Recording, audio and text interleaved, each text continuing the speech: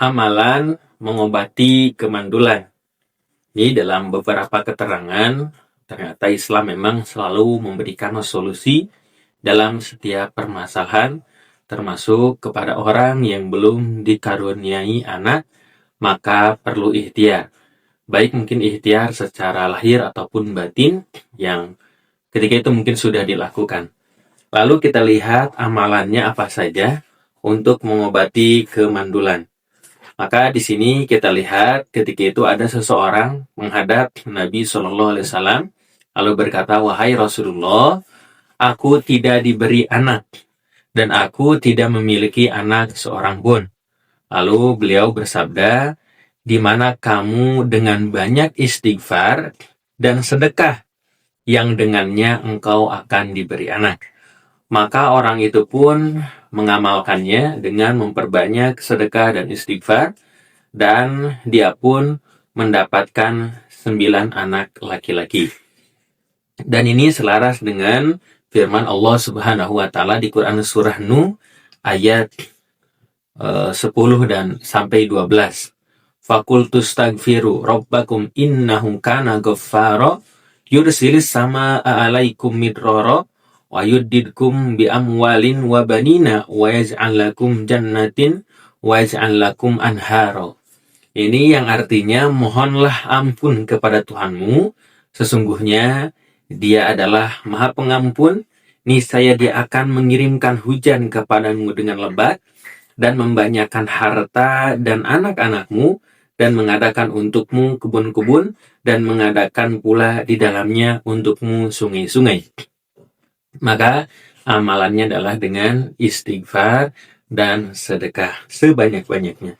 Dan juga dalam sebuah hadis, barang siapa yang memperbanyak istighfar, niscaya Allah akan memberi penyelesaian bagi setiap permasalahan dan jalan keluar bagi setiap kesempitan, serta memberi rezeki dari sisi yang tidak disangka-sangka. Maka istighfar ini mudah-mudahan senantiasa kita rutinkan, baik barangkali setelah sholat, mengucapkan paling pendek astagfirullah, mau dipanjangin astagfirullahalazim, atau dengan istighfar lainnya, bisa sayyidul istighfar, Allahumma anta rabbi la ilaha illa anta khalaqtani wa ana abduka wa ana ala hadika wa adika mastata'tu a'udzubika min syarri ma sanatu abu laka bi ni'matika alayya wa abu dzanbi faghfir lana fa innahu la yaghfiru dzunuba illa anta. Atau dengan beragam istighfar lainnya, seperti kita memintakan ampunan untuk diri dan orang tua kita, Allahumma gfirli dzunubi wali walidayya warhamhuma kama rabbayani shaghira, atau la ilaha illa anta subhanaka inni kuntu minaz zalimin, atau rabbana zalamna anfusana wa illam taghfir lana latarhamna lanakunanna minal khasirin. Dan dengan amalan istighfar lainnya, dengan yang paling gampang barangkali astagfirullahalazim. Setelah selesai sholat, dengan merutinkan sambil aktivitas astagfirullahaladzim. Dan ada yang paling dahsyat itu di sepertiga malam ya, atau menjelang sahur, itu amalan para nabi, itu amalan orang-orang soleh biasanya beristighfar di sepertiga malam atau menjelang waktu sahur, menjelang waktu subuh, dengan memperbanyak istighfar kepada Allah Subhanahu wa taala. Maka janjinya akan bagaimana dibukakan pintu rezeki, diberikan anak keturunan dengan amalan-amalan yang ikhtiar, itu menjadi ibadah kepada Allah Subhanahu wa taala. Maka ketika dikabulkan, maka menjadi hadiah dari Allah Subhanahu wa taala. Ketika belum dikabulkan, maka insya Allah amalannya akan menjadi pahala. Mudah-mudahan menjadi pahala kehidupan bagaimana di dunia dan kehidupan di akhirat. Amin ya Allah ya rabbal alamin.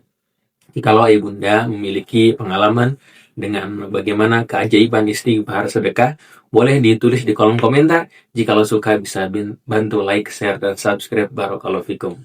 Oh iya, kami punya program Safari Dakwah bagi Anda yang memiliki masjid, majlis taklim, sekolah, dan lain sebagainya, berkesempatan untuk mengadakan kegiatan parenting, kajian Islam, seminar, dan lain sebagainya.